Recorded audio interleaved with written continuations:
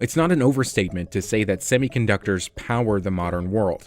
They're not only a key component of nearly every electronic device we buy and use, they also power the factories that make the electronic devices we buy and use. They power our laptops, our cell phones, our cars, our washing machines, our refrigerators, yeah, even our refrigerators. And this is just the stuff in our home. We're not even getting into all the ways semiconductors are important to the military and to the power grid. If software is eating the world, then the chips are the teeth. And now there aren't enough of them getting made, a massive global shortage. And it's getting so bad that General Motors, one of the world's largest automakers, said it could lose up to $2 billion because the semiconductor chip shortage forced it to temporarily shut down some auto manufacturing plants.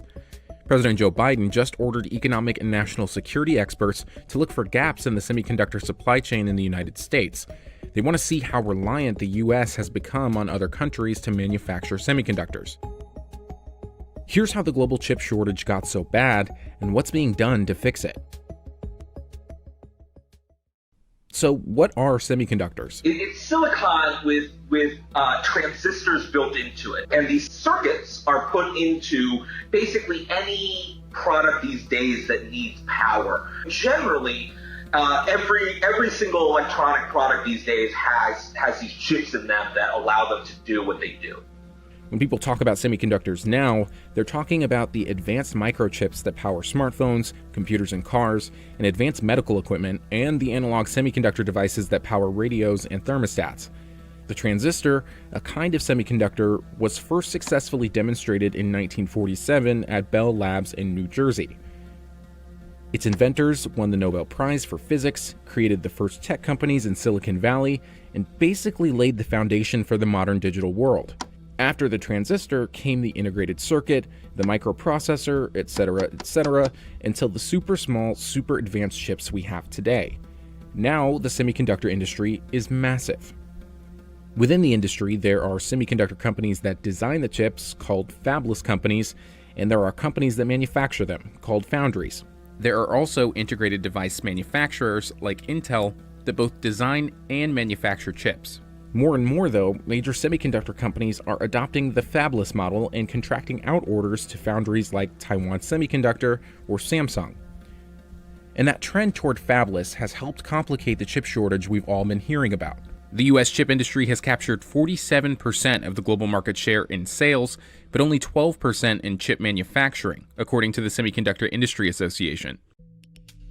So how did this all start? Well, COVID-19. The coronavirus pandemic forced people to work from home, to go to school from home, to just basically do everything from home. People upgraded their computers, they got smart speakers, tricked out their home theaters, and played a lot of video games. Businesses scrambled to set up remote work systems and needed more cloud infrastructure. So what became very clear is that electronics companies, there was a supply chain disruption. But once that kind of started working its way through in the summer and China started getting back to work, electronics companies knew that they needed to increase production by a lot. There's no sign that the demand is slowing for semiconductors. Global semiconductor sales totaled $439 billion in 2020, and that's an increase of 6.5% compared to the 2019 total of $412.3 billion, according to the Semiconductor Industry Association. Global sales for the month of December 2020 were $39.2 billion, an increase of 8.3% compared to the December 2019 total. Another big reason for the shortage? Cars are getting more advanced, and they need more semiconductors. In fact, right now, it's the auto industry that's feeling the squeeze in computer chips most acutely. Cars not only need advanced chips to run increasingly complicated in-vehicle computer systems, they also need older, less advanced semiconductors for things like power steering. The auto shortages are happening because the auto OEMs canceled all their orders in the midst of COVID last year, and it just takes the supply chains a while to adjust. We've had some whipsaws. So that would be happening anyways. It's not really the semi guys' fault, it's the auto supply chain. But to the extent that the shortages themselves are sort of focusing attention and jump-starting the debate on what we should be doing in terms of semiconductor manufacturing in the US, I think that actually is where the discussion can be useful. Analysts expect the chip shortage to persist well into 2021. we're in a real difficult situation. Of course, we've heard from the likes of AMD's Lisa Su and others about the expectation of this lasting about 6 months. So 100 days, if her interpretation is right, is going to put us nearly all the way out, well over halfway into that 6-month period. And I really do wonder, are we able to shorten this delay at all with any action that could be taken right now? I think the Biden administration really needs to focus on how do we not allow this to happen again? Semiconductors have been so essential to nearly every single industry, the chip shortage has forced the White House to take steps to shore up the chip supply chain in the United States. We need to stop playing catch up after the supply chain crisis hit. We need to prevent the supply chain crisis from hitting in the first place. And in some cases, building resilience will mean increasing our production of certain types of elements here at home. In others, will mean working more closely with our trusted friends and partners, nations that share our values so that our supply chains can't be used against us as leverage. The Biden administration is not going to lump everything together in one giant bundle and then negotiate that geopolitically with China. They're going to look at what's national security, what's economic security, and there's a close link between the two. Let's focus on what's more important, most important. You see the Biden administration doing it with the supply chain and with the semiconductor industry. And let's focus on how to address risk, how to have independent testing. But fundamentally, this administration is going to work multilaterally with our allies to try to figure out how do we work all these things together to make sure we're safer. And I'm heartened to see that the United States is going to not just block companies, they're going to make America more competitive in industries such as the semiconductor industry. And that's how we're going to maintain and grow our lead over China in terms of technology innovation.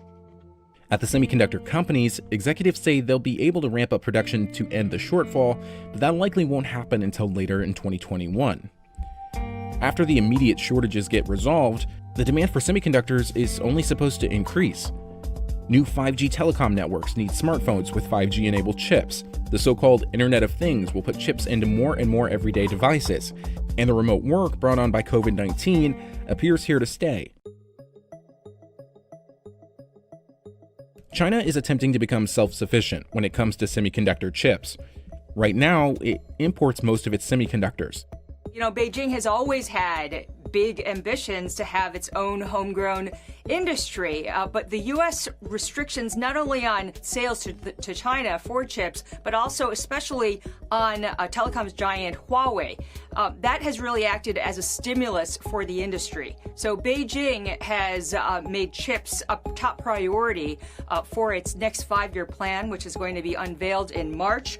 Independence is one of 5, quote, fundamentals of China's economic development, and $1.4 trillion has been earmarked to develop the semiconductor industry by 2025, with the goal to have 70% of chips used in China, made in China.